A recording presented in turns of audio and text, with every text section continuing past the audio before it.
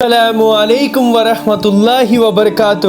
So guys, آج ہم پڑھنے والے ہیں سورۃ الرعد۔ یہ 13ویں سورت ہے قرآن کریم کی، اور یہ سورت جو ہے یہ بھی ہجرت سے پہلے نازل ہوئی تھی، یعنی کہ رسول پاک صلی اللہ علیہ وسلم جب مدینہ کی طرف جب انہوں نے ہجرت کی تھی تو اس سے پہلے یہ سورت نازل ہوئی تھی، لیکن اس کا ہم پس منظر سمجھتے ہیں، یعنی کہ ہسٹری۔ یہ سورت بھی ہجرت سے پہلے نازل ہوئی تھی، اور اس کا بنیادی موضوع اسلام کے بنیادی عقائد یعنی توحید، رسالت اور آخرت کا اثبات اور ان پر عائد کیا جانے والے اعتراض کا جواب ہے۔ مطلب جو مشرکین مکہ یا پھر جو کافر تھے اس ٹائم کے، وہ جو اعتراض اٹھاتے تھے رسول پاک صلی اللہ علیہ وسلم پہ، اسلام پہ، اللہ سبحانہ و تعالیٰ پہ، اس کا سیدھا سیدھا جواب ہمیں اس میں ملے گا انشاءاللہ تعالیٰ۔ پچھلی صورتیں یعنی سورہ یوسف کا آخر آیت نمبر 105 میں اللہ تعالیٰ نے فرمایا تھا کہ آسمانوں اور زمین میں اللہ تعالیٰ کی قدرت کاملہ اور اس کی وحدانیت کی بہت سی نشانیاں پھیلی ہوئی ہیں، لیکن کفار ان کی طرف دھیان دینے کے بجائے ان سے منہ موڑے ہوئے ہیں۔ اب اس صورت میں کائنات کی ان نشانیوں کی کچھ تفصیل بیان فرمائی گئی ہے جو پکار کر کہہ رہی ہے کہ جس قادر مطلق نے اس کائنات کا یہ نظام بنایا ہے، اسے اپنی خدائی قائم کرنے کے لیے کسی مددگار یا شریک کی ضرورت نہیں ہے۔ اگر انصاف کے ساتھ غور کیا جائے تو اس کائنات کا ہر ذرہ ذرہ اللہ تعالیٰ کی توحید کی بھی گواہی دیتا ہے، اور اس بات کی بھی کہ یہ سارا نظام اس نے بے مقصد پیدا نہیں کر دیا، اس کا یقیناً کوئی مقصد ہے، اور وہ یہ کہ اس دنیاوی زندگی میں کیے ہوئے ہر کام کا کسی دن حساب ہو، اور اس دن نیکیوں کا انعام اور برائیوں کی سزا دی جائے۔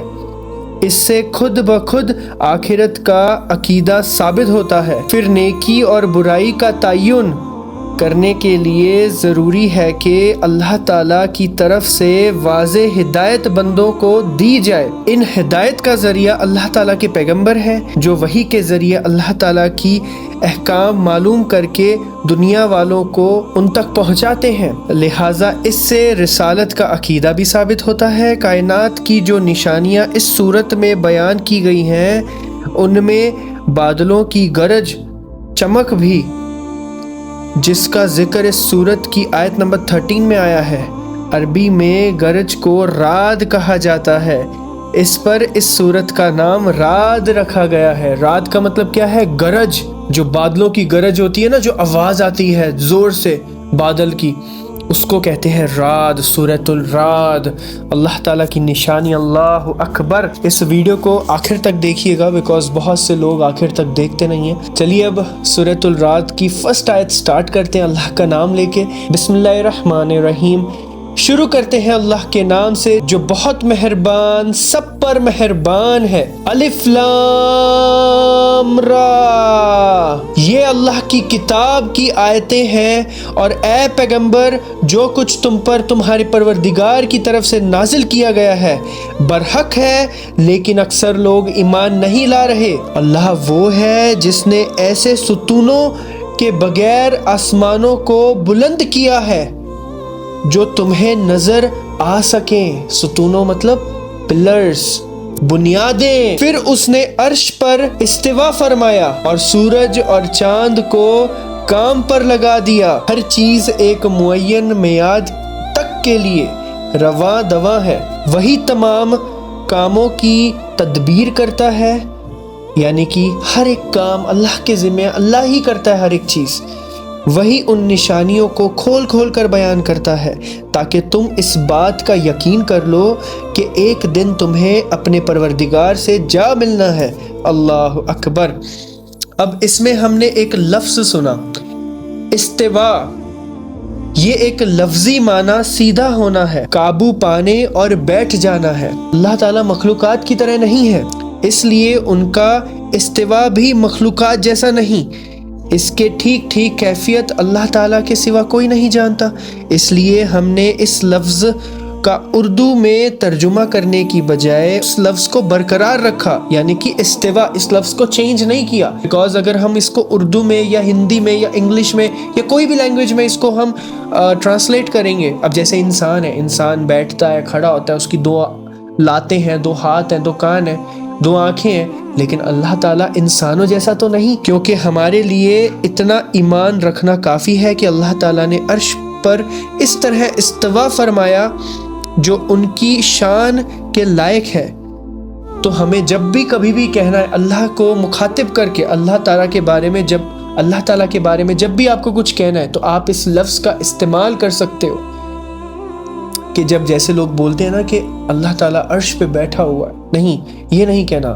اللہ تعالیٰ نے عرش پہ استوا فرمایا ہے، وہ بھی اللہ کی شان کے مطابق. اب آخری آیت میں ہم نے یہ پڑھا کہ اللہ تعالیٰ نشانیوں کو کھول کھول کر بیان کرتا ہے. اب اشارہ اس طرف ہے کہ یہ چاند سورج بے مقصد گردش نہیں کر رہے ہیں، ان کے سپرد ایک کام ہے جو وہ انتہائی نظم اور استقامت کے ساتھ اس طرح انجام دیے جا رہے ہیں جو ان کے نظام الاوقات میں ایک لمحے کا بھی فرق نہیں آتا.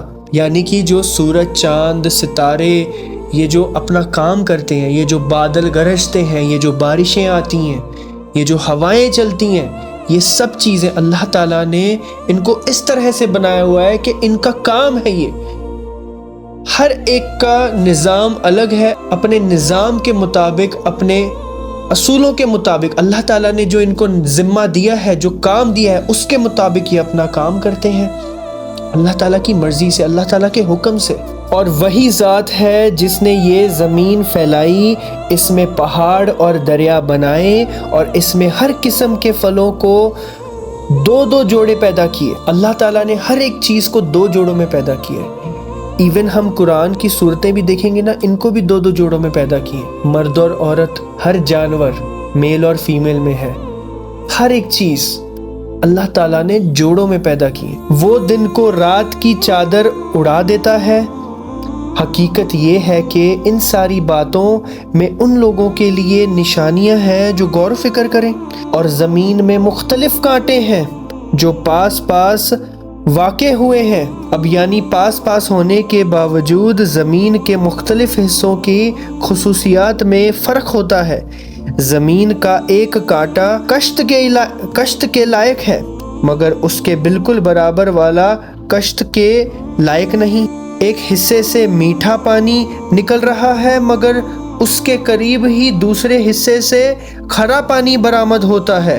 ایک کانٹا نرم ہے اور دوسرا ہارڈ ہے. اور انگور کے باغ اور کھیتیاں اور کھجور کے درخت ہیں جن میں سے کچھ دوہرے تنے والے ہیں اور کچھ اکہرے تنے والے ہیں. سب ایک ہی پانی سے سیراب ہوتے ہیں. مطلب درخت پہ آپ ایک پانی ڈالو گے، وہ ایک ہی درخت اگتا ہے، اس کے الگ الگ تنی، اس کی الگ الگ ٹہنیاں ہوتی ہیں، ہے نا، ان کے الگ الگ ٹہنیوں پہ الگ الگ پھول پتیاں اور بہت سے جو فروٹس یا جو بھی چیزیں آتی ہیں وہ آتی ہیں. اور ہم ان میں سے کسی کو ذائقے میں دوسرے پر فوقیت دے دیتے ہیں.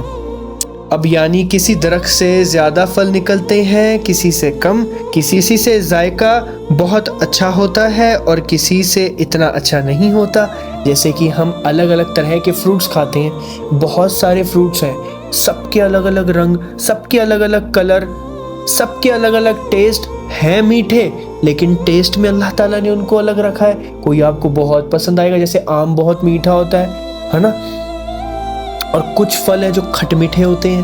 تو اسی طرح سے ہے، اللہ تعالیٰ کی قدرت ہے بھائی. یقیناً ان سب باتوں میں ان لوگوں کے لیے نشانیاں ہیں جو عقل سے کام لیں. اور اگر تمہیں ان کافروں پر تعجب ہوتا ہے تو ان کا یہ کہنا واقعی عجیب ہے کہ کیا جب ہم مٹی ہو جائیں گے تو کیا سچ مچ ہمیں نئے سرے سے پیدا ہوں گے؟ اللہ اکبر. اب مطلب یہ ہے کہ اللہ تعالیٰ کا مردوں کو زندہ کرنا کوئی تعجب کی بات نہیں، اس لیے کہ جو ذات یہ عظیم کائنات آدم سے وجود میں لا سکتی ہے تو اس کے لیے انسانوں کو دوبارہ زندہ کرنا کیا مشکل ہے. لیکن تعجب کے لائق تو یہ بات ہے کہ یہ کافر لوگ کھلی آنکھوں اللہ تعالیٰ کی قدرت کاملہ کے بے شمار مظاہر دیکھنے کے بعد بھی نئے سرے سے پیدا کرنے کو اللہ تعالیٰ کی قدرت سے بعید سمجھتے ہیں۔ اللہ اکبر، کتنی بڑی بات ہے یار، کتنی بڑی بات ہے، اللہ اکبر، کتنی بڑی بات۔ اس میں آپ کے لیے نشانی ہے، کھلی کھلی نشانی ہے۔ جو لوگ ٹینشن میں، ڈپریشن میں چلے جاتے ہیں کہ ہمارا کیا ہوگا، ہمارے ساتھ تو یہ ہو گیا، ہمارے ساتھ تو وہ ہو گیا، دیکھو دیکھو اللہ تعالیٰ ڈیلی کیا کیا کرتا ہے۔ اگر آپ تھوڑی سی نظر مار کے دیکھو نا اپنے ارد گرد، تمہارا ایمان کیا ہو جائے گا، کیا تم اللہ تعالیٰ کا شکر ادا کرنا سٹارٹ کر دو گے۔ اللہ اکبر، ہر ایک سانس، ہر ایک منٹ، ہر ایک سیکنڈ تمہاری زندگی کا، اللہ اکبر، تم شکر ادا کرنے رکو گے نہیں، اتنا شکر ادا کرو گے اگر تمہیں یقین ہو جائے، اور تمہیں تم چاہے جتنی مرضی تمہارے اوپر پرابلمز ہیں لیکن پھر بھی شکر ادا کرو گے اگر تم نشانیوں کی طرف دھیان دو گے جو اللہ تعالیٰ نے تمہارے لیے رکھی ہیں۔ اللہ اکبر۔ نیکسٹ جو آیت ہے اس کے بعد 6th آیت ہم انشاءاللہ سٹارٹ کریں گے نیکسٹ ویڈیو میں، ٹھیک ہے جی، شارٹ بنائیں گے جو سو دیٹ سارے لوگ دیکھیں۔ السلام علیکم ورحمۃ اللہ وبرکاتہ۔